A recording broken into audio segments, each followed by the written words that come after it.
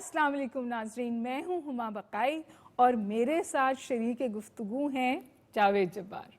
میں انہیں جے جے کہتی ہوں اور یہ مجھے ہما بی بی کہتے ہیں، اور یہی فارمیٹ ہوگا ہماری گفتگو کا۔ پی ٹی وی نیوز سے آپ سے مخاطب ہیں۔ شو کا نام ہے مکالمہ۔ ہر ہفتے اور اتوار کی شب 10 بجے آپ سے ملاقات ہوگی، 11 بجے تک ہمارا آپ کا ساتھ رہے گا۔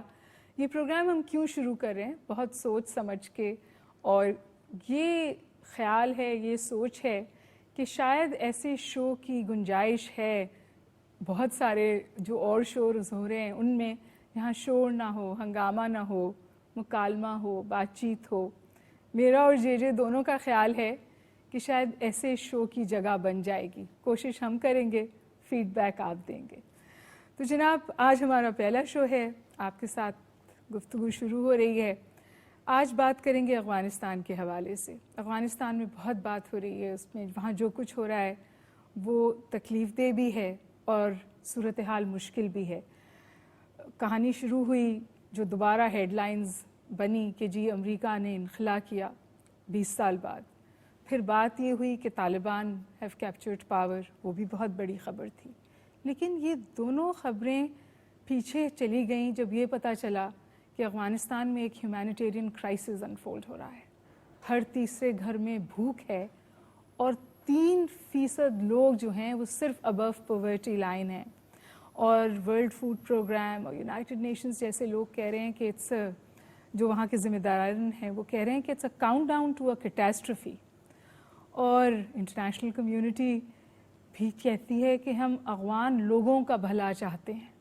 ہو سکتا ہے انہیں طالبان بہت اچھے نہیں لگتے، لیکن جو کچھ وہاں ہو رہا ہے اس کی قیمت تو افغان لوگ دے رہے ہیں۔ امریکی جریدے میں یہ خبر چھپی کہ خاندان اب اپنے بچے بیچ رہے ہیں۔ میرے خیال ہے یہ اتنی تکلیف دہ بات ہے کہ اس کے حوالے سے اگر کچھ جلد از جلد نہ کیا گیا تو پھر یہ تاریخ میں جس طور لکھا جائے گا وہ مجھے اور آپ کو پتہ ہے، کیونکہ انسان تو ہر جگہ بستے ہیں، اور جو سول وار افغانستان میں نہیں ہوئی وہ اس اکنامک امپلوژن کے بعد ہو سکتی ہے۔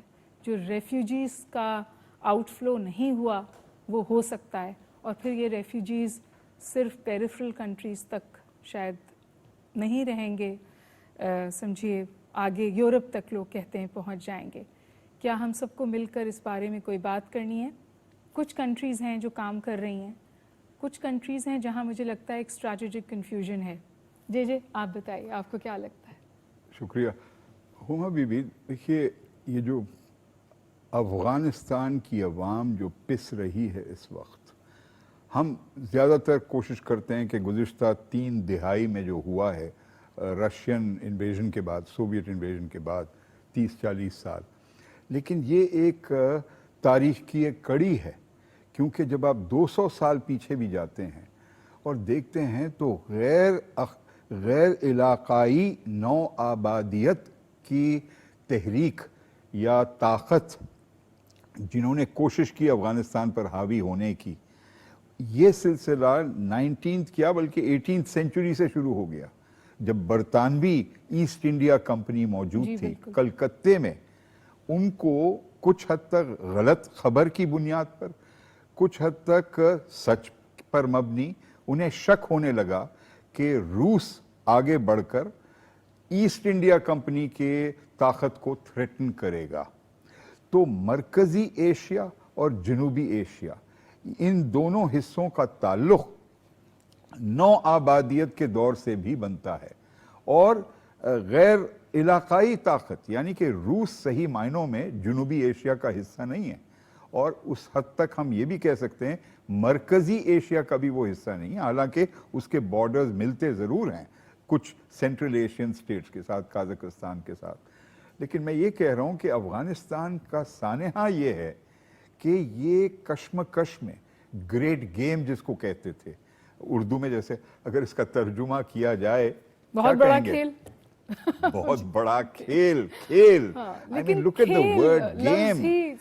ہم کہتے ہیں گیم، اور اس گیم میں پس رہے ہیں افغانستان کی خواتین، ان کے بچے، ان کے مرد، 50 سال نہیں، 100 سال نہیں، 150 سال سے زیادہ مدت تک یہ مختلف कॉन्फ्लिक्ट्स के विक्टिम्स ये बने हैं। जब रशिया चाह रहा था कि वो अपना स्फीयर ऑफ इन्फ्लुएंस बढ़ाए, और ईस्ट इंडिया कंपनी के बाद जब बरतानवी हुकूमत आई, पहली एंग्लो अफगान वॉर जो हुई वो हुई बरतानवी हुकूमत के कब्जे से पहले, 1857 से पहले, 1839 से 1942 तक, जब शाह शुजा को उन्होंने असैसिनेट किया, यहाँ से भेजा था इन्होंने ईस्ट इंडिया कंपनी की ट्रूप्स, उन्होंने फिर आर्मी ऑफ इंतखाम, वो जो कहते हैं रिवेंज लेने के लिए ब्रिटिश ने एक सेकेंड आर्मी भेजी।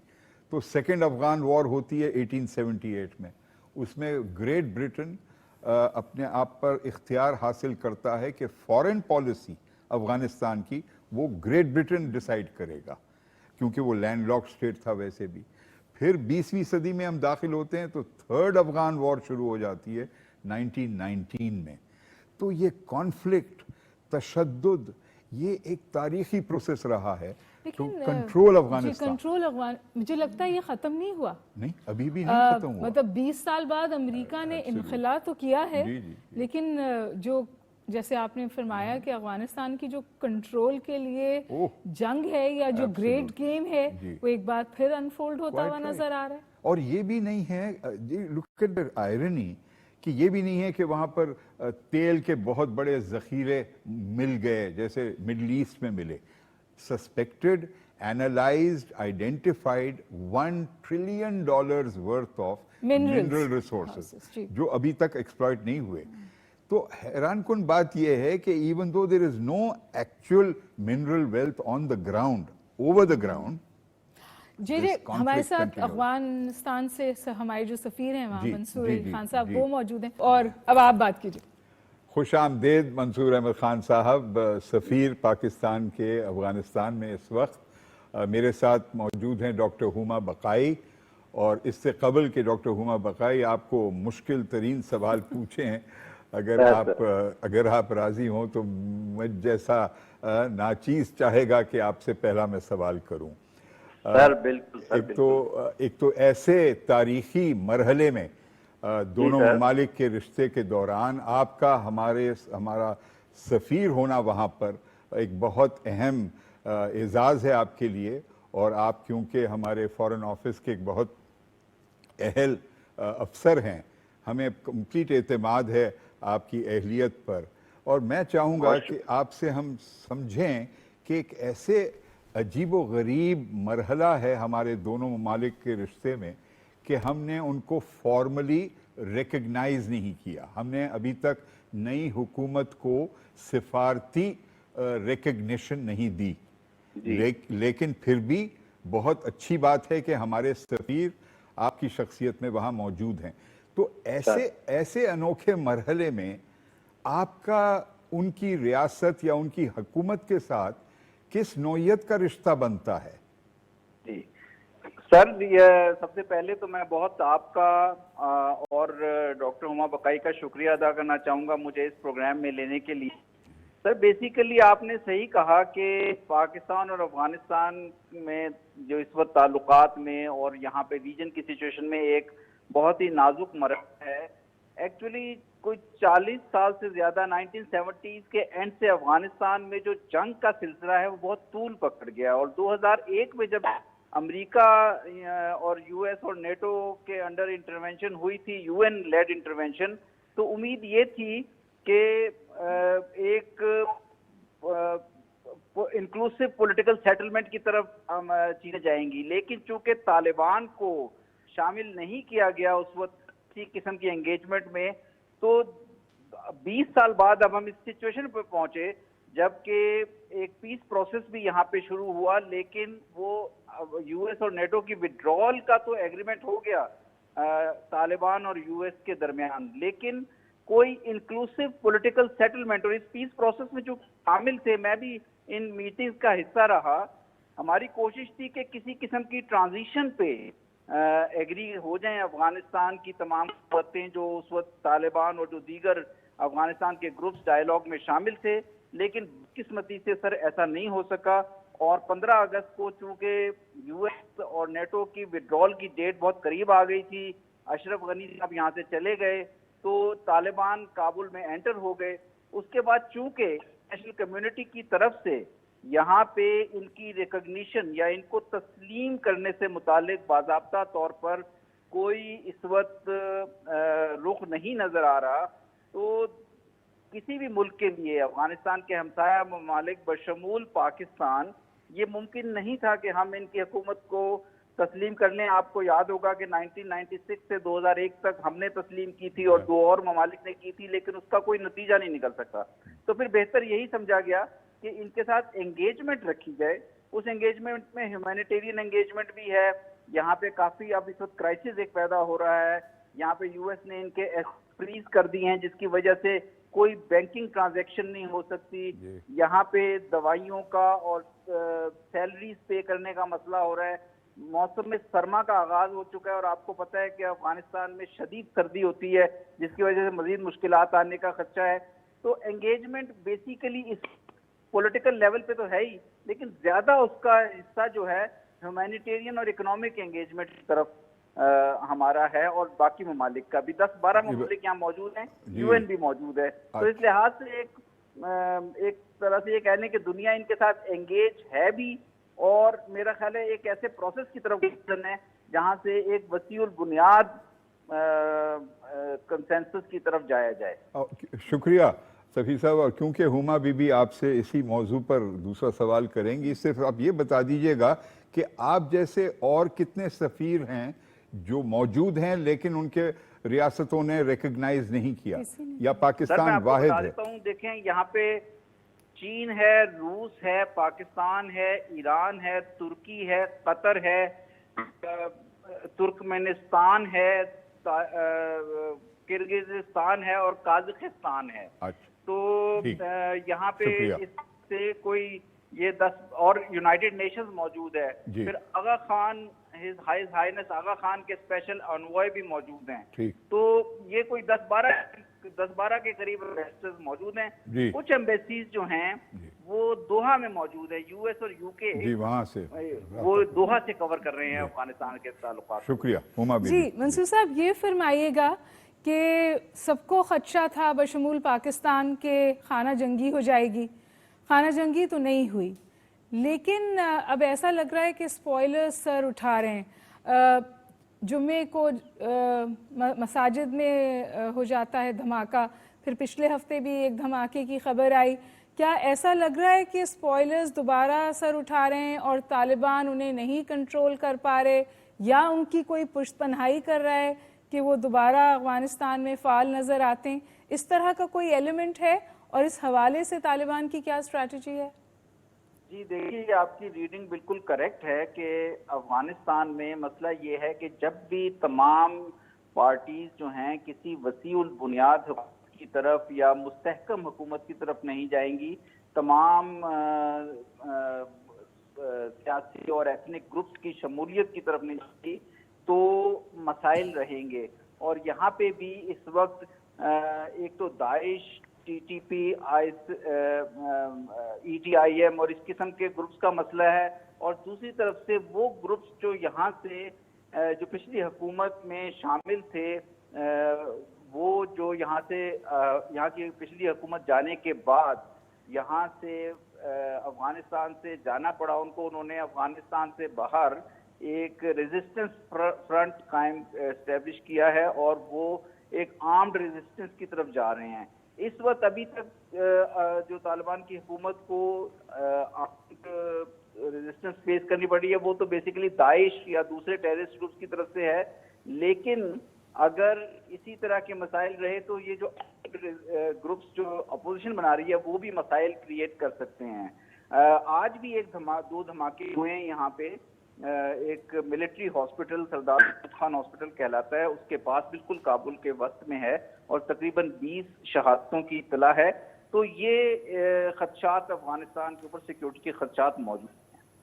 آپ کو لگتا ہے صورتحال بگڑ سکتی ہے مزید، یا طالبان اسے کنٹرول کر لیں گے، یا انٹرنیشنل کمیونٹی سٹیپ ان کرے گی کہ وہ کنٹرول کریں؟ امریکیوں کو تو انہوں نے اس بات کے لیے وہ تیار نہیں ہے کہ امریکی آ کے اس حوالے سے ان کی مدد کریں. امریکنز نے آفر بھی کی تھی. یہاں کوئی آپ چینج آف ہارٹ دیکھتے ہیں؟ دیکھیں سیکیورٹی کی صورتحال کو تو غالباً طالبان کنٹرول کرنے کی پوزیشن میں ہیں. ایک مضبوط سیکیورٹی آرگنائزیشن ہے, گروپ ہے, 20 سال سے انسرجنسی میں موجود ہیں.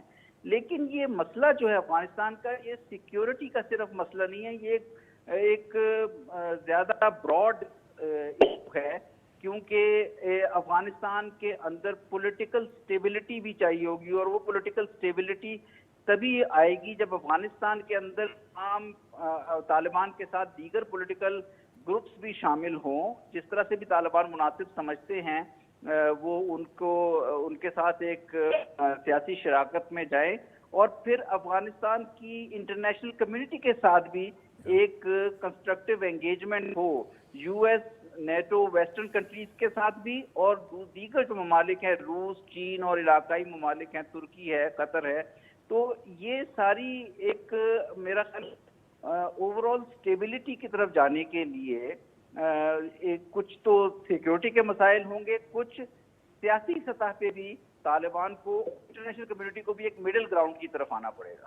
آپ کو لگتا ہے کہ یہ اس طرف طالبان جا رہے ہیں, کوئی ایکچوئل موومنٹ ہے؟ جے بھی کچھ پوچھنا چاہ رہے ہیں. نہیں, آپ پوچھ لیں اس کے بعد. مطلب یہ کہ کوئی, ہم سب یہ بات کہہ رہے ہیں کہ انکلوسیو گورنمنٹ کی طرف جانا چاہیے طالبان کو. جب انہوں نے حکومت اناؤنس کی تو ڈس اپوائنٹمنٹ بھی تھی, بعض لوگوں نے کہا کہ یہ طالبان 2 تو طالبان 1 ہی ہے, لیکن طالبان نظر تو آتا ہے کہ وہ ایکٹیو انگیجمنٹ کے خواہاں ہیں, لیجیٹمیسی سیک کر رہے ہیں, ریکگنیشن سیک کر رہے ہیں, لیکن کیا وہ اس کی طرف کوئی ایسا قدم اٹھا رہے ہیں جو انٹرنیشنل کمیونٹی کو لگے کہ ایسا ہو رہا ہے اور ان کی انگیجمنٹ پھر کمپلشن سے پازیٹیو زون میں جائے؟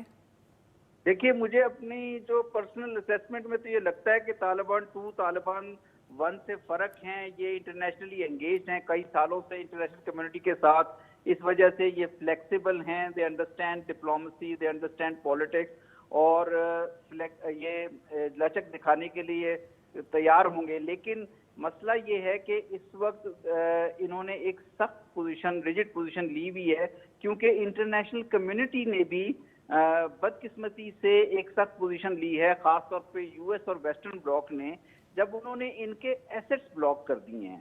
اور وہ ایسٹس بلاک کرنے کی وجہ سے, اکاؤنٹس بلاک کرنے کی وجہ سے, نہ یہ سیلریز پے کرنے کی پوزیشن میں ہیں, نہ ان کو اور پیسے دے سکتا ہے, کہیں سے یہاں پہ فائنینشیل ٹرانزیکشن نہیں ہو سکتی. ہیومینیٹیرین کیٹسٹروفی جو آئے گی اس کو خمیازہ پھر انہیں ہی بھگتنا پڑے گا. تو اس لیے یہ ایک اس میں کافی وہ اس میں اس وقت لچک نہیں دکھا رہے.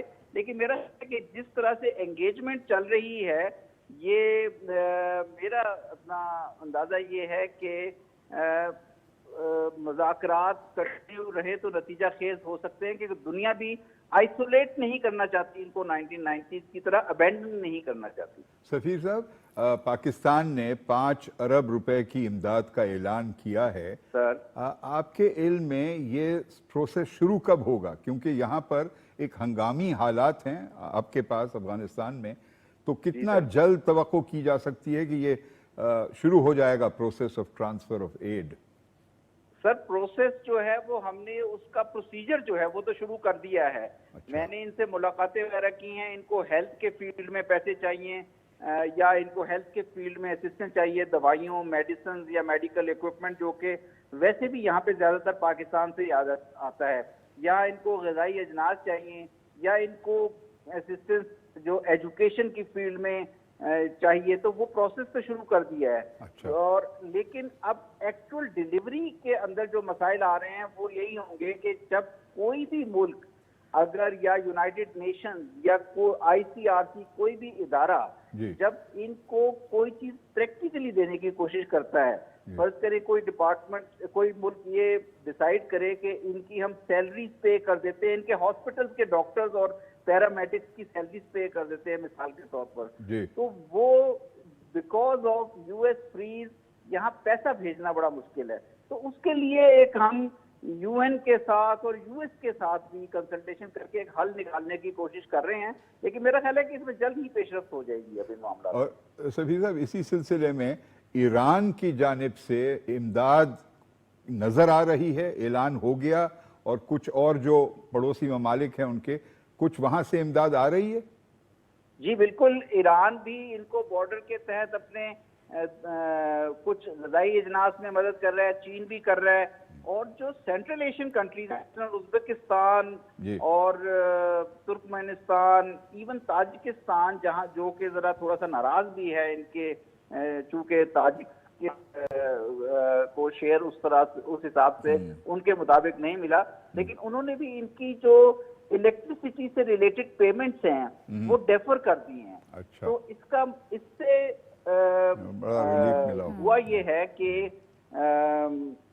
ان کو امیڈیٹلی ان کی یوٹیلیٹیز کی سپلائی بند نہیں ہوئی، بجلی چل رہی ہے، اور یہ پھر آگے چل کے ان کے پیمنٹس کرنی ہوں گی، لیکن اس وقت ان کو ریلیف مل گیا ہے. تو میرا خیال ہے کہ ہمسایہ ممالک تو ایک رول پلے کرنے کی کوشش کر رہے ہیں. اچھا، ایک سوال جو بار بار ہمارے ذہن میں اٹھتا ہے کہ انٹرنیشنل کمیونٹی طالبان کو اس لیے پنش کر رہی ہے ان کے ایسٹس فریز کر کے کہ جی وہ افغان لوگوں کا خیال نہیں رکھ رہے، یا افغانستان میں ہیومن رائٹس نہیں ہیں، لیکن یہ جو فریز ہے اس سے جو اثر پڑے گا وہ تو افغان لوگوں پہ ہی پڑے گا نا، مطلب انہی کے آپ نے یہ بہت صحیح ایک پوائنٹ اٹھایا ہے، نقطہ اٹھایا ہے. انٹرنیشنل کمیونٹی کی ڈیلنگ میں بھی بڑی کانٹراڈکشن ہے، اور آپ کو پتہ ہے international politics itself is full of contradiction. اب ایک طرف انٹرنیشنل کمیونٹی کی پوزیشن ہے کہ یہاں پہ ہیومینیٹیرین انگیجمنٹ کی جائے، ہیومینیٹیرین اسسٹنس پرووائڈ کی جائے، دوسری طرف یو این یا دیگر ممالک جو ڈونر ممالک ہیں وہ جو دینا بھی چاہتے ہیں ان کے پاس دینے کی کوئی پروویژن نہیں ہے، کیونکہ فنڈز اناؤنس کر چکے ہیں. یورپ 1.2 بلین یورو اناؤنس کر چکا ہے، یونائٹڈ اسٹیٹس نے بھی اناؤنس کیے ہیں، یو این نے اپنے فنڈز اناؤنس کیے ہیں، پاکستان نے اپنے اناؤنس کر دیے ہیں، لیکن دینے کی راہ میں رکاوٹ ہے. تو یہ ایک بہت بڑی میرے خیال ہے کانٹراڈکشن ہے. اور جو ترسیل ہوگی ان فنڈز کی، اگر یہ تمام ان امپیڈمنٹس کو اوور کم کے وہاں پہنچ بھی جاتے ہیں تو وہ طالبان کو فنڈز نہیں دینا چاہتے، لیکن کیا طالبان کو کمپلیٹلی بائی پاس کر کے اس ترسیل کو وہ کر سکیں گے؟ کیونکہ جو گراؤنڈ پہ سیکیورٹی ہے وہ تو طالبان کے ہی ہاتھ میں ہے نا. جی، کیونکہ ایڈمنسٹریشن اور سارے افغان انسٹیٹیوشن سیکیورٹی کے ارینجمنٹ طالبان کے ہاتھ میں ہوں گے. تو خیال ہے کہ انٹرنیشنل کمیونٹی کو سونر اور لیٹر یہ اندازہ ہوگا کہ طالبان کی یا یہاں کی حکومت کی انوالومنٹ کے بغیر اسسٹنس دینا ایک میننگ فل انداز میں پاسبل نہیں ہوگا. جی اچھا، آخری سوال اگر آپ مجھے اجازت دے دیں. دیکھیے، انڈیا کے حوالے سے یہ سوچ ہے کہ وہاں اس کا اسپوائلر کا کردار تھا، اور پھر طالبان نے انہیں دوبارہ جگہ نہیں حاصل کرنے دی، لیکن ماسکو فارمیٹ میں انڈیا جو تھا وہ موجود تھا، اور رشیا نے یہ راستہ بنایا.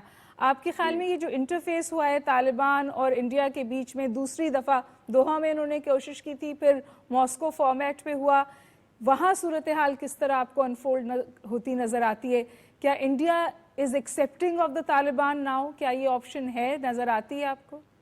دیکھیے میرے خیال میں انڈیا کا ایک اسپوائلر کا کردار تو رہا ہے، کیونکہ through out last 20 years India نے یہاں پہ موجود ہوتے ہوئے کبھی بھی طالبان کو ایز اے ریئلٹی تسلیم نہیں کیا، اور طالبان کے ساتھ ریکنسیلیشن کو بڑی کنسسٹنٹلی اپوز کرتے رہے. اور اس کے جو اینٹی پاکستان پھر ان کا ایجنڈا تھا یہاں پہ ٹیررسٹ گروپس کو سپورٹ کرنا، وہ تو ایک علیحدہ چیز تھی. لیکن اب اس نئے فیز میں آ کے بھی انہوں نے جو طالبان کو اس قسم کے اوپن اینڈیڈ یا اوپن ہارٹڈ سگنلز نہیں دیے کہ جس سے وہ کوئی طالبان کی ایکسیپٹیبلٹی کو ریکگنائز کر رہے ہوں. ماسکو فارمیٹ میں جہاں تک ان کی شمولیت ہے، وہ Moscow format is an old format. یہ فارمیٹ کئی سال پہلے بنایا گیا تھا، اس میں 10 11 12 ممالک ہیں، اور اس میں انڈیا نے پارٹیسپیٹ کیا ہے. اور ابھی تک کوئی انڈیا کی طرف سے مجھے ایسی کوئی سبسٹینٹیو موو نظر نہیں آئی جس میں وہ بڑے اوپن مائنڈیڈلی ایکسیپٹ کر رہے ہوں طالبان کی ریالٹی کو. ایک طرف وہ طالبان کے اوپر کرٹیسزم بھی جاری رکھتے ہیں، پھر دوسری طرف ان کو ایک مجبوری بھی نظر آ رہی ہے کہ وہ طالبان کے ساتھ اپنے فیوچر میں دیکھنا چاہ رہے ہیں کہ کس طرح. تو کیا وہ امریکہ سے ناراض ہیں کہ امریکہ پاکستان اور ان کے ساتھ انگیج کر رہا ہے؟ کیونکہ ویسے تو واشنگٹن کے ساتھ ان کی کنورجنس ہے، تو وہاں آپ کوئی مطلب I would want your comment, وہ آپ کس طرح اور دیکھتے ہیں کیونکہ امریکہ نہیں، وہ ویسٹ واشنگٹن کے ساتھ تو کنورجنس ہے ان کی، یو ایس کے ساتھ ڈیفینیٹلی وہ ان کے ایک اسٹریٹ پارٹنر ہیں، لیکن وہ یہ بھی دیکھ رہے ہیں کہ یو ایس اب نکل گیا اور یو ایس کی انوالومنٹ افغانستان میں ذرا ڈفرینٹ انداز کی یا ڈفرینٹ کیٹیگری کی ہے، تو اس سال میں وہ صحیح طرح بھی اسیس بھی نہیں کر پا رہے کہ انہیں کرنا کیا چاہیے. I see a lot of lack of clarity on their part. باقی انہوں نے اپنے ڈیسیژنس تو خود کرنے ہیں کس قسم کی ریلیشن شپ افغانستان کے ساتھ رکھنا چاہتے ہیں. نہیں، میں ایک بالکل ان ڈپلومیٹک سوال پوچھنا چاہتا ہوں سفیر صاحب سے کہ کرکٹ کے میدان میں پاکستان اور افغانستان کا جو میچ ہوا اس کا کیا رسپانس آپ نے گیج کیا کابل میں رہتے ہوئے؟ ہاں، دس از این انٹرسٹنگ کوسچن. دیکھیں کابل میں نا جو افغانز ہیں کرکٹ کے متعلق بہت پیشنیٹ ہیں اور وہ اپنی ٹیم کو بہت جذبے کے ساتھ سپورٹ کر رہے تھے. They wanted their team to one.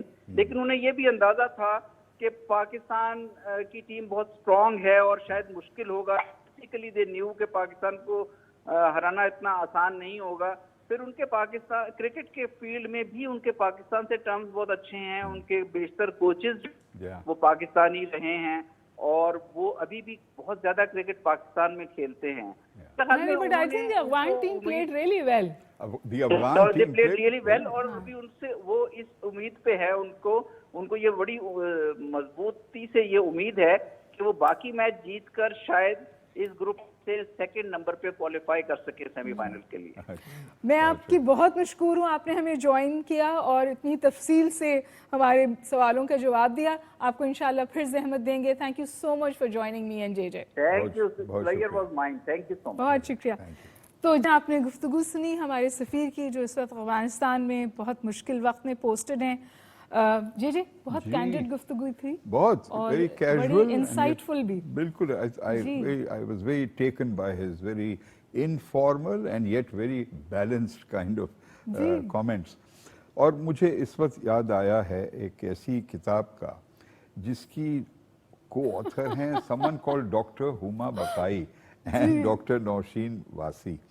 اور کتنے صحیح وقت پر آپ دونوں نے مل کر افغانستان اور پاکستان کے کئی اہم تجزیہ کار کو ملا کر آپ نے خود بھی لکھا Pakistan Afghanistan relations put falls and the way forward. ضرور پڑھیے اور فیڈ بیک دیجیے. بالکل بہت ہی اچھی کتاب ہے and it's a treasure house of information and analysis. Humbled.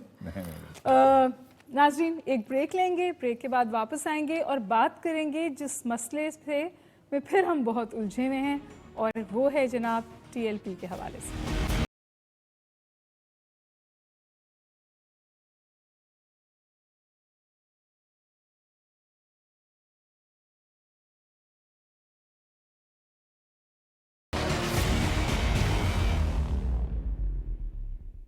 I'm hoping کہ میرے جو سننے والے دیکھنے والے ہیں وہ ابھی تک ہمارے ساتھ ہیں. ہمیں جوائن کیا ہے جے جے عامر آنند صاحب نے اور وہ جس مسئلے میں ہم الجھے ہوئے ہیں اس وقت جو بہت بات ہو رہی ہے ٹی ایل پی کے حوالے سے اس پہ اکیڈمک انسائٹ رکھتے ہیں. بہت سارے مقالے، بہت سارے ریسرچ پیپرز بھی انہوں نے تحریر کیے ہیں. Almost an authority on the subject. تو وہ ہمارے ساتھ ہیں، بات کریں. Excellent, please. جی عامر، میں جے جے کو آئی گیو ہم دا فرسٹ شاٹ. جے جے آپ سے سوال کریں گے. عامر آنند صاحب خوش آمدید. مجھے بہت دلچسپ لگا آپ کا جو آپ نے جو انالیسس کیا ہے ابھی ڈان اخبار میں on this whole phenomenon T L P کے. صرف ٹی ایل پی کو نہیں دیکھا جائے بلکہ ایک زیادہ وسیع پیمانے پر ایک سماجی، مذہبی اور سیاسی پہلوؤں پر. تو کیا آپ سمجھتے ہیں کہ اس تحریک کو ایک خاص نقطۂ نظر جس کا تعلق صرف مذہب کے ساتھ رہے گا اور ہے، یا یہ زیادہ وسیع ہے، ایک سماجی حقیقت کی بھی عکاسی کرتا ہے، ایک نئی سماجی حقیقت یا ایک پہلے سے موجود سماجی حقیقت جس کا اب زیادہ نوٹس ہمیں لینا پڑے گا کیونکہ سماج کا کچھ حصہ اس میں بڑا متحرک طور پر موجود ہے؟ جی میرا خیال ہے کہ آپ کا تجزیہ بہت ہی درست ہے. اور جب آپ نے کہا کہ پہلے سے ایک موجود حقیقت جو اب اپنے آپ کو زیادہ اشکار کر رہی ہے، تو یہ زیادہ قریب قیاس ہے، کیونکہ یہ جتنی بھی فرسٹریشنز ہیں جو ٹی ایل پی کے اندر کنورٹ ہوئی ہے لوور انکم گروپس کی، اور اس کے اندر مڈل کلاس جو ہے غالباً کوئی اتنی زیادہ انوالو نہیں ہے، اور اس کے بعد ایک بزنس کمیونٹی جو ہے بہرحال اس کے اندر شامل ہے. تو یہ ایک نئے فنومنن کا ظہور تو نہیں ہے، لیکن پہلے سے تھا اور خاصا یہ اب آشکار ہوا، اور اس کی وجہ جو ہے ٹی ایل پی کی قیادت کا نیریٹو تھا. آپ نے مذہب کی بات کی تو وہ مذہبی نیریٹو جو ہے اس نے اس کو کنیکٹ کر دیا، کیونکہ پاکستان کے جو سماج کی 70 سال کے اندر تربیت ہوئی ہے وہ ایک خاص ایک مذہبی اور نظریاتی سطح کے اوپر ہوئی ہے. کوشش کی گئی کہ مذہب کو نیشنل کوہیژن کے لیے مختلف جو ہماری ڈائیورسٹی ہے شاید اس کو سمجھا جاتا رہا ہے کہ اس کو کنیکٹ کرنے کے لیے یہی ایک ذریعہ ہے. تو اس کا یہ ایک بہت ہی اسٹرانگ امپریشن جو ہے سامنے آیا ہے. اس کے اندر فیکٹرز آپ دیکھ سکتے ہیں بہت سارے، آپ کو کہ سوشل فیکٹرز بھی ہوں گے، کچھ معاشی فیکٹرز بھی ہوں گے، ان امپلائمنٹ بھی ہوگی، کیونکہ بہت سارا اس کے اوپر کام ہوا اور ہر اینگل سے مختلف جو اسکالرس ہیں، ریسرچرز ہیں، اس کو دیکھنے کی کوشش کر رہے ہیں. لیکن جو آپ کا سوال ہے وہ بہت ہی اہم ہے کہ کیا یہ ایک ایسی سیاسی قوت میں تبدیل ہو سکتی ہے کہ جو ایک بڑے طبقے کی نمائندگی کرتی ہو. یہ ابھی کہنا مشکل ہے، کیونکہ اس کے دو وجوہات ہیں. ایک تو اس کی شناخت مذہبی ہے، اور مذہبی کے ساتھ ایک فرقہ وارانہ شناخت ہے جس کو یہ کسی بھی مرحلے کے اوپر اس کے اوپر کمپرومائز نہیں کرے گی. اور چونکہ اس کو لگتا ہے کہ یہ جو اس کی فرقہ وارانہ شناخت ہے وہی اس کی قوت کا اصلی ذریعہ ہے، اور وہ دوسرا اس کا نیریٹو ہے، اور اس کے اوپر بھی وہ کوئی کمپرومائز نہیں کرے گی. اگر ان دو چیزوں کے اوپر کمپرومائز کرتی ہے تو باقی جو مذہبی جماعتیں ہیں یا سیاسی جماعتیں ہیں اس میں اور ٹی ایل پی میں کوئی فرق نہیں رہے گا. ظاہر ہے کہ ایک ایوولوشن کا جو پروسیس ہے مختلف جماعتوں کا، ریڈیکل گروپس کا، وہ اس کا سائیکل کمپلیٹ ہونے میں ڈپینڈ کرتا ہے کہ اگر ایسے انوائرمنٹ ہے کہ سوشل فورسز دوسری بھی موجود ہیں جن سے وہ اثر لیتی ہے تو تب اس میں ٹرانسفارمیشن تیز ہو سکتی ہے. لیکن وہ تیز ٹرانسفارمیشن بھی ڈیکیڈز کے اوپر مشتمل ہوتی ہے. تو یہ اس طرح کے گروپس کو اگر تحریکوں کو حکومتیں، ریاست یا اس ملک کی اشرافیہ اس کو نیوٹرلائز نہ کریں تو ایک بڑا چیلنج بہرحال وہ رہتا ہے، اور جو بھی فرسٹریشنز ہیں اس کا ایگزاسٹ تو ہوتا رہتا ہے، لیکن یہ بہت ہی وائلنٹ ایکسپریشن اکثر اختیار کر لیتی ہیں. آپ کے علم میں زیادہ ہے، آپ دنیا کی تاریخ کو بہتر طریقے سے سمجھتے ہیں کہ افریقہ کے بہت عامر، میں سارے آپ ممالک اس سے گزرے ہیں. آپ سے ایک سوال پوچھ لوں، آپ اجازت دیں تو؟ جی. جو چیز مجھے مشکل لگتی ہے سمجھنا وہ ریپڈ رائز ٹو پاور ہے. دیکھیے نا جی، 2015 میں یہ سیاسی جماعت کے طور پہ سامنے آئی، پھر ووٹ بھی لے لیے، 2 سیٹس بھی لے لیں، اور سم ہاؤ ایک بہت طاقتور پریشر گروپ کے طور پر اس وقت ہم اس کے ساتھ تقریباً ریاست نبر آزما ہے. تو یہ کون سا ویکیوم تھا جس میں یہ داخل ہو گئے؟ اور علاوہ اس کے کہ ان کی پولیٹیکل مین سٹریمنگ کی جائے، لانگ ٹرم سولوشن اور کیا ہو سکتا ہے؟ دیکھیے، یہ آپ نے بہت اچھی بات کی کہ کون سا ویکیوم تھا. ایک پولیٹیکل ویکیوم تو تھا پاکستان میں بہت عرصے سے، اور اس کو جو ہماری اسٹیبلشمنٹ ہے اس کو اپنے طریقے سے اس کو گہرا کرتی رہی اور اپنی طرف سے اس کو برج کرنے کی کوشش کر رہی تھی. ہمیشہ سے پاکستان میں جب سے ضیاء الحق کا ماشاء اللہ ختم ہوا یا ٹائم ختم ہوا تو یہی بات ہو رہی تھی کہ تیسری فورس تو کئی مرتبہ اتنے اس نیریٹو کو گہرا کیا گیا، اس میں بہت ساری پارٹیاں آزمائی گئیں، اس میں جماعت اسلامی سے گروپ الگ کیے گئے، اس میں پاسبان جیسی تنظیمیں بنائی گئی. تو ایک بہرحال ویکیوم جو ہے اس کی ذمہ دار جو ہے ہماری پاور ایلیٹس ہی ہیں. انہوں نے ویکیوم کریٹ کیا تھا اور ان کو لگتا تھا کہ شاید یہ پی ٹی آئی جو ہے اس کو برج کر دے گی. لیکن جس سطح کے اوپر فنومنن چل رہا تھا، نچلی سطح کے اوپر، وہاں پہ بہرحال ابھی بھی تیسری قوت کی ضرورت محسوس ہوتی تھی کہ ایک ایسی جماعت جو ان کے جتنے بھی گریونسز ہیں وہ بھی اور مذہب کے ساتھ بھی ہو. तो बेबुनियादी तौर के ऊपर तो इंसाफ का जो तस्वर है रियासत का और सोसाइटी का, वो मजहब के साथ जुड़ा हुआ है, वो इसको अलग करके देख ही नहीं सकता। तो वो एक वैक्यूम बना था और उसकी बहुत ज्यादा स्पेस थी। आप एम्पावर करेंगे देवबंदी को या बरेलवी को और उसका पॉलिटिकल स्टेक बढ़ा देंगे ऐसी सोसाइटी में, तो जाहिर है कि वो उसको एक्सप्लॉइट करेगा। और फिर एक फर्क इसके अंदर है कि चूंकि देवबंद की तंजीमें जिस दौर में उभरी और उस वक्त अफगान वार का एक पूरा एक टाइम चल रहा था और ट्रेनिंग थी, पूरी दुनिया उनको सपोर्ट कर रही थी, तो ट्रेनिंग मिली और बहुत ही इफेक्टिवली उन्होंने उसको यूटिलाइज भी किया। तो बरेलियों के यहाँ बस एक ये फुकदान है कि इनके पास मुंजमद ट्रेनिंग नहीं है जो जमात इस्लामी या देवबंद के लोगों को मिली थी। अगर इस वक्त इनको भी इस तरह के कंडीसिव एनवायरनमेंट होती तो ये उससे भी ज्यादा वायलेंट होते, क्योंकि देवबंदी जो है खास हमारे आमिर मुझे एक क्यों मैं मुझे मेरा दिल चाह रहा है कि हम इसके बारे में ज़रा थोड़ा क्लियरली बात करें। आपके ख्याल में पॉलिटिकल मेन स्ट्रीमिंग ऑप्शन है? नहीं, ये बड़ा लंबा प्रोसेस है। इसका एक ही हल है कि रूल ऑफ लॉ के जरिए, और रूल ऑफ लॉ के तहत पॉलिटिकल मेन स्ट्रीमिंग। बिल्कुल, हाँ बिल्कुल। और उसके लिए ये नहीं है कि जल्दी से हो, इसको बड़ा ग्रेजुअल और लॉन्ग टर्म प्रोसेस होना चाहिए। और इंडिविजुअल्स को टारगेट करके मेरा ख्याल है कि इनको दोबारा से जो कॉलोनियल जो एक पुलिसिंग का एक मिजाज था उसको अडॉप्ट करना पड़ेगा। और जो सबसे इम्पोर्टेंट बात है, प्रैक्टिकल बात है, कि इस वक्त सियासी हुकूमत को और सूबाई हुकूमतों को एक बड़ी मजबूत जो है वो एंटी राइट फोर्सेस चाहिए। हर सूबे के पास अपनी कॉन्स्टेबलरी है पुलिस में, लेकिन ये ऐसा शोबा है जिसके ऊपर तवज्जो नहीं दी। और एंटी राइट फोर्सेस कॉन्स्टेबलरी हो तो बिल्कुल उसको काबू कर सकती हैं, और उसी की वजह से ये मजबूर होती हैं कि जब पुलिस उसको देख नहीं सकती, तो वो बहुत ही बुरी हालत है। अगर उसको बेहतर बनाएं तो पुलिस की, हुकूमत की जो है पोजीशन पॉलिटिकल नेगोशिएशंस में बहुत ज्यादा बेहतर हो है। मुझे तो राना साहब वो 5 पुलिस के शहीद याद आ रहे हैं इस वक्त। उनके खानदानों में क्या सानेहा होगा। I mean they are now going to be very quickly forgotten कि ये भी कैजुअलिटीज थे।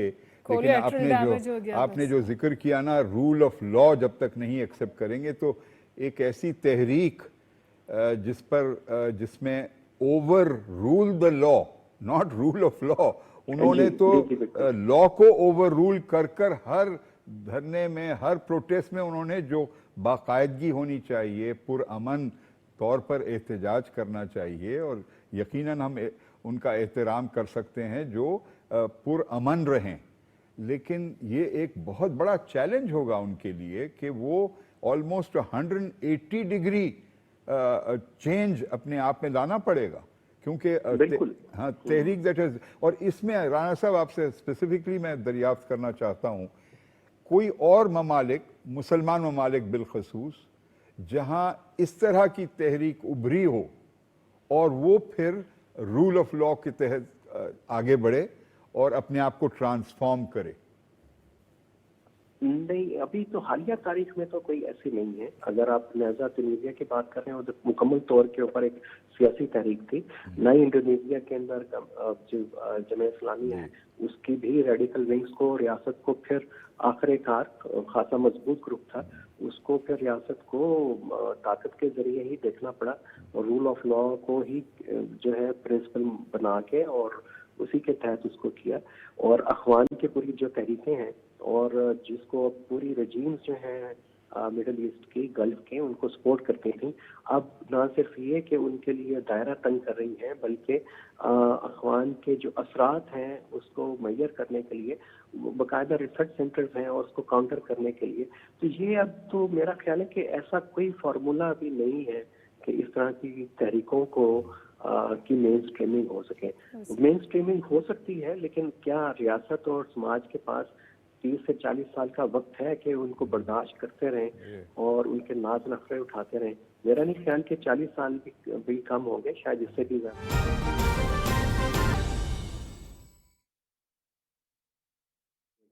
थैंक यू आमिर राना साहब, खास तौर के ऊपर अपीसमेंट की पॉलिसी। बहुत बहुत शुक्रिया आमिर राना साहब। دیکھیے یہ فرق ہوتا ہے جب آپ کسی اکیڈمشن سے بات کرتے ہیں نا تو پھر آپ کو وہ تاریخ کے تناظر سے اور بہت اس سے بات سمجھا دیتا ہے. ہمیں شو کا ٹائم بھی ہمارا رن آؤٹ ہو رہا ہے. میں جی بس ایک بات جو میرے ذہن میں باہر آ رہی ہے وہ یہ کہ فائنلی حکومت نے امن in the interest of peace on the streets انہوں نے معاہدہ کر لیا ہے, چینج آف فیس ہوا, جو پوری چیز میرے خیال ناظرین اس سے واقف ہیں. لیکن ایک چیز جس پر بہت سوال اٹھ رہا ہے وہ یہ ہے کہ جو اگریمنٹ ہوا وہ سیکرٹ ہوا. اپوزیشن بھی اس پہ بہت کرٹیسزم کر رہی ہے. میرا موقف یہ ہے کہ شاید اس کو سیکرٹ رکھنے کی ضرورت تھی, بالخصوص اس لیے کہ جو ایک بہت کنٹینٹیشیس پوائنٹ تھا اس پہ یا بیک ٹریکنگ ہوئی ہے یا جو بھی, انہوں نے کہا کہ اب ہم ایمبیسی کو بند بھی نہیں کرنا چاہتے اور انوائے کو واپس بھی نہیں بھیجنا چاہتے. جب یہ صورتحال بہت واضح طور پہ کہہ دی گئی اور پھر آپ نے جو نیگوسیشنز میں بات ہوئی اس کو سیکرٹ رکھا ہے, آہستہ آہستہ کھول رہے ہیں. پہلے کیبنٹ سے بات ہوئی, پھر اتحادیوں سے بات ہوئی, ہوپفلی پھر پارلیمنٹ میں بھی بات ہوگی. آپ کے خیال میں یہ غلط اسٹریٹجی ہے یا صحیح اسٹریٹجی ہے؟ بہت ایک دم سے سمجھیے پش بیک آیا سیکرٹ کے حوالے سے. مجھے لگا کہ بعض دفعہ شاید انڈر دا کورز رکھنا ایک اچھی اسٹریٹجی ہوتی ہے تاکہ صورتحال پنپنے سے پہلے بگڑ ہی نہ جائے. بعض ہر ریاست وہ کیوں نہ دنیا کی بہت ہی متحرک جمہوریت ہو جہاں شفاف ہر چیز کو بتانا اور آزاد پریس کیوں نہ ہو, ہر ریاست میں سیکریسی ہوتی ہے, خفیہ چیزیں کچھ رکھی جاتی ہیں کیونکہ عوام کے مفاد میں اور ریاست کے مفاد میں ہوتا ہے کہ بعض چیزوں کو فوری طور پر نہیں بتایا جائے. برطانیہ میں 20-25 سال کے بعد دستاویز دستیاب کیے جاتے ہیں جو اس وقت سیکرٹ رکھا گیا ان کو. بعض جگہوں پر 30 سال 35 سال. پاکستان کے پاس تو بڑا ایک اچھا پروگریسو لا ہے, ہم 20-25 سال کے اندر ہم ڈی کلاسیفائی کر دیتے ہیں.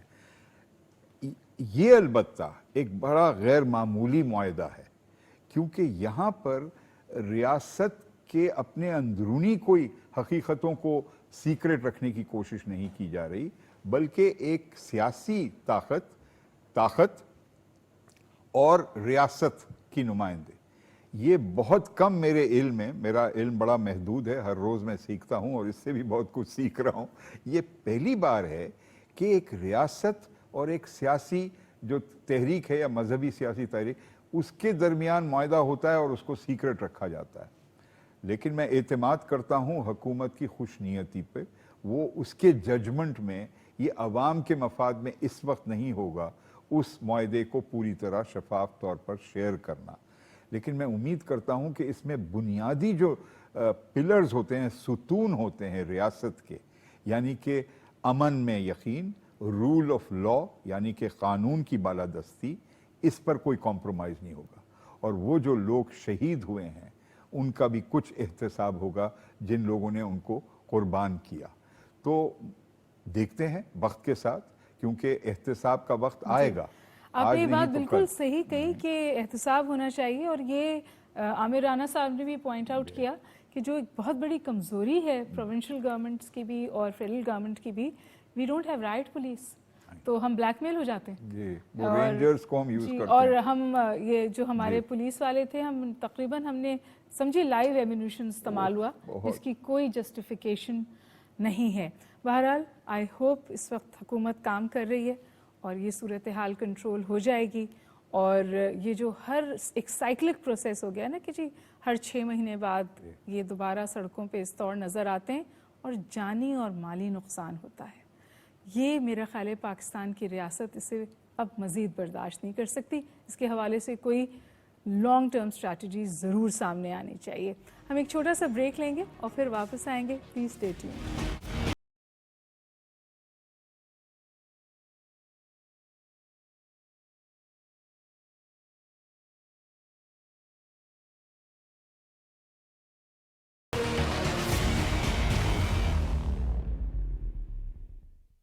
اب ایک اور بالکل الگ بات کرنے جا رہے ہیں, اور وہ یہ کہ اس وقت ہم سب بہت خوش ہیں کیونکہ پاکستان نے امیزنگ پرفارمنس کی ہے کرکٹ میں, اور پوری نیشن سمجھیے اس پہ جڑ گئی ہے. मुझे कोई ऐसा शख्स नहीं मिला जो बेइंतहा खुश ना हो पाकिस्तान की परफॉर्मेंस पे। इसका एक नेगेटिव फॉल आउट भी हुआ, एक मैच हुआ पाकिस्तान इंडिया के बीच में और पाकिस्तान ने इंडिया को हराया, बहुत खुशी हुई, अच्छा लगा, मैच था, गेम था, खेल था। लेकिन उसके बाद जो सूरत हाल इमर्ज हुई इंडिया में भी और किसी हद तक पाकिस्तान में भी, वो तकलीफ दे थी, क्योंकि खेल इसलिए खेले जाते हैं कि स्पोर्ट्समैन स्पिरिट आए, हम लोग एक दूसरे को टॉलरेट करें, हारना सीखें। खेल इसलिए खेला जाता है कि आप हारना सीखें और उसको इतना, उसमें इतना इमोशनली इन्वेस्टेड ना हो। इंडिया पाकिस्तान में हम इमोशनली इन्वेस्टेड होते हैं, लेकिन जे बताइए जो इंडिया में जिस तरह की चीज़ें हमने देखी मीडिया पे भी, और मतलब इस हद तक के स्टूडेंट्स गिरफ्तार हो गए और एक टीचर थी जिनको भी शायद जॉब से अलहदा किया गया, और ओवरऑल जो टोन थी वो what you say about it? And I am not saying कि हम बहुत अच्छे थे, हम भी थोड़ा नहीं वहाँ थे। हमने भी कुछ नामुनासिब किस्म का के अल्फाज इस्तेमाल किए। ये एक बदतरीन इजहार है उस रुझान का जो ऑलरेडी मौजूद है इंडिया के माशरे में। कुछ हद तक मुझे कोई ताज्जुब नहीं, क्योंकि ये बहुत अरसे से ये ट्रेंड बढ़ रहा था। कांग्रेस पार्टी के दौर में भी ये जरासीम मौजूद थे, बल्कि आज़ादी से कबल भी ये जरासीम मौजूद थे, इन्होंने उनको और हवा दी है। लेकिन मैं उस नुक्ते पे आना चाहता हूँ हुमा बीबी कि ये आइडियल स्टेटमेंट के तौर पे बड़ा अच्छा लगता है कहना कि जी स्पोर्ट्स और पॉलिटिक्स ये दो बिल्कुल मुख्तलिफ चीज़ें, बड़े अदब के साथ ये नहीं है। हाँ, देखिए, जब साउथ अफ्रीका में अपार्थाइड के दौर में काले अक्सरियत पर एक अक़लियत सफ़ेद लोगों की, अफ्रीकान्स जो थे, तो it was a political issue. और क्रिकेट की दुनिया में फिर फाइनली ये मौक़िफ़ इख्तियार किया गया कि साउथ अफ्रीका से क्रिकेट नहीं खेली जाएगी जब तक कि अपनी सियासी निज़ाम में ये बुनियादी इस्लाह ना करें।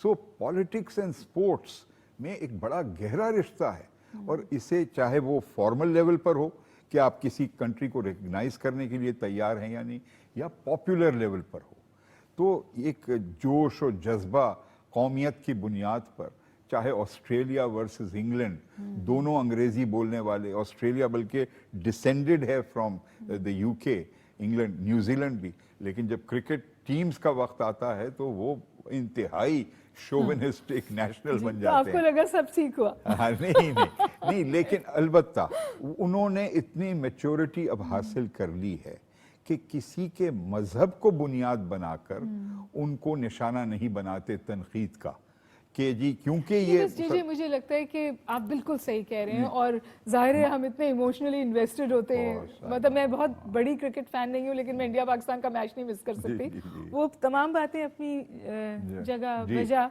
लेकिन जब इतनी टॉक्सिसिटी आ जाए ना, तो फिर उससे वापस जाना बहुत मुश्किल हो जाता है। बहुत, और इंडिया तो मैं अपने आप को भी, हमारे यहाँ भी कुछ ऐसी टेंडेंसीज मौजूद हैं, लेकिन मुझे ऐसा वाकई लगता है कि India is on a slippery slope, जहाँ इंडियन कॉन्स्टिट्यूशनलिज्म, इंडियन सेक्युलरिज्म, सब कुछ कॉम्प्रोमाइज हो गया।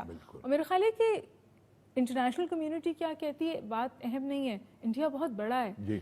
मेरा ख्याल है कि इंडिया के अंदर से ये आवाज़ उठनी चाहिए कि इस टॉक्सिसिटी को, इन ट्रेंड्स को रोकने की जरूरत है। और कुछ आवाजें हैं, टू बी फेयर, कई आवाजें हैं, लेकिन उनको ज़राए इब्लाग पर वो कमांड नहीं दिया जाता जो कि ये नैरो माइंडेड, शोविनिस्टिक, हेट बेस्ड जो रेटोरिक है उसको बहुत ज्यादा मौका दिया और जा आपको रहा है। ऐसा लगा कि मोदी हुकूमत में ये कुछ और बढ़ावा मिल बहुत गया, बढ़ गया, बेइंतहा बहुत गुज़िश्ता 7 साल में तो ये जहर की तरह इतनी तेजी से फैलाया गया है, जिसका नुकसान शायद इंडिया को खुद भी बहुत ज्यादा होगा। एब्सोल्युटली, सिर्फ एकेडेमिया में नहीं बल्कि एकेडेमिया में भी, सिर्फ मीडिया में नहीं बल्कि एकेडेमिया में, हुकूमत के निज़ाम में, समाज में, हर जगह ये फैलाव नजर आ रहा है। इतना बड़ा मुल्क और कितने खतरनाक इसने रास्ता इख्तियार किया है इस तंजीम के तहत, आरएसएस। लेकिन अच्छा है ना कि खेल के मैदान में लड़ लें। और बिल्कुल, और मुझे इतना फख्र है पाकिस्तान की टीम पर, जिस डिग्निटी के साथ उन्होंने ये शिकस्त दिलवाई, उसमें कोई छोटापन नहीं हाँ, दिखाया। I mean, he hugged Kohli in the end, वो picture Absolutely, viral बहुत, हुई, it's a very nice. which is very good. Very good, नाजरीन, गुफ्तगू आपसे कल फिर होगी, इस वक्त इजाज़त दीजिए, हमें कल दोबारा इसी वक्त मुकालमे में PTV न्यूज़ पे ज़रूर ज्वाइन कीजिएगा. So this is JJ and Huma signing off.